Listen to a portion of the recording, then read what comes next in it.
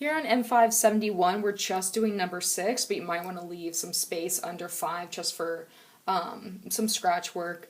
I'm going to give you a simple explanation about why we do what we do with addition and subtraction, because when you're working with scientific notation, sorry, my cat's running around. When you're working with scientific notation, for addition and subtraction, they have to have the same power of 10, whereas you don't need that with multiplication and division. So I'm going to show you why that is. So with multiplication and division, we didn't care what the powers were, all that sort of stuff. But this is why you have to have the same power of 10 for addition and subtraction. So let's say I want to add like 6,000 and 7,000, right? So if I'm adding 6,000 and 7,000, I can almost ignore the fact that they're both thousands and just add 6 and 7. So this is 13,000, right?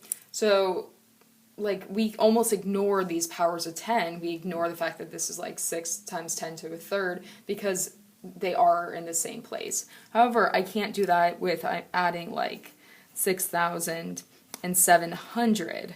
This won't work, right? I can't add like it as 13, like they're not in the same place. You have to shift it over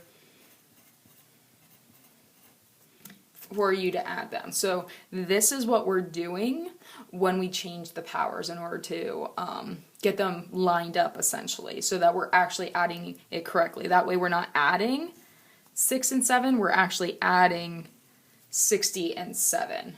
So this is why you need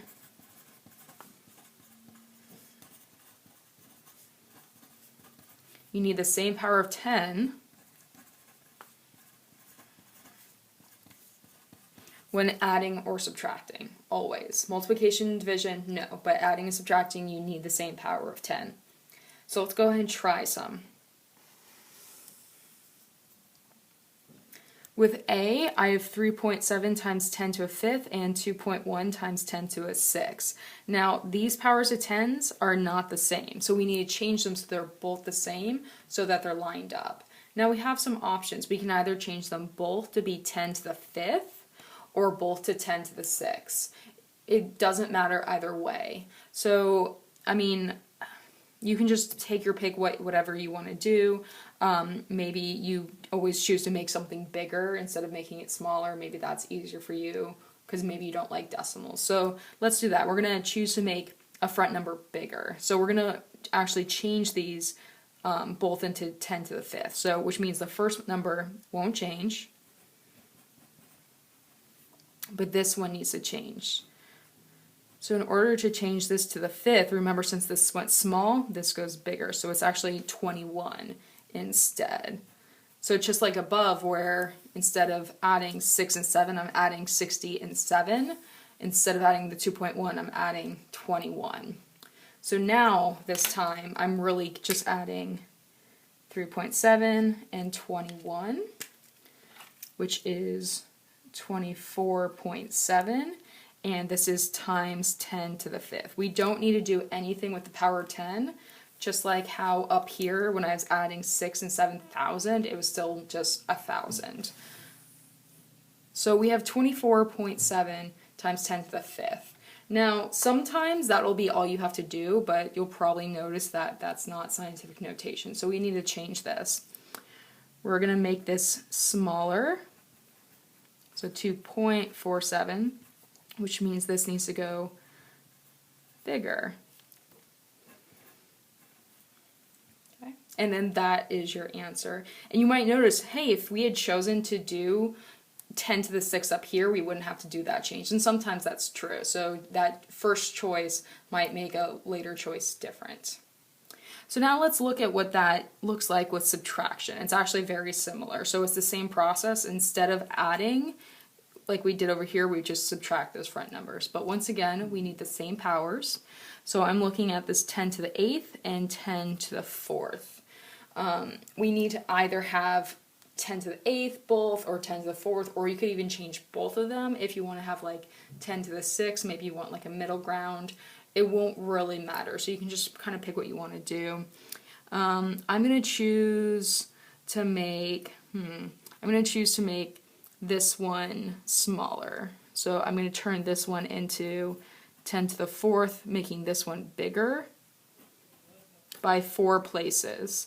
So if this gets bigger 4 places, there's already that 2 and the 9, so that's moving at 1 place, 2, 3, 4. So this is going to be 29,000 times 10 to the 4th, subtracting 1.4 times 10 to the 4th. So now I can just do the subtraction with the front numbers. And obviously this is very different than if we just subtracted them right off the bat. So I actually even need a calculator for this. So grab your phone or pull this up on your laptop. So we need 29,000 minus just 1.4. And that is 28,998.6. And it's times 10 to the 4th. Once again, that's not scientific notation. We're going to have to change it. So I need to move this 1, 2, 3, 4 places.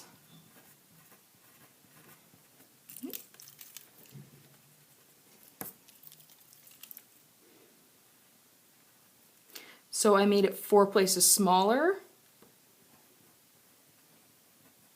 So this is going to go 4 bigger to keep that balance.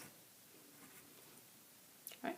And again, you can kind of see, oh man, if we had just chosen to make them both 10 to the 8th in the beginning, we wouldn't have had to make this change. That's true, but then this would have been a kind of a gross decimal. So either way, you always have to do work. All right, so go ahead and see if you can do C and D on your own using the same method. So both of them, you need to turn the powers of 10 to the same number, then do the subtraction or do the addition, and make sure your answer is in scientific notation.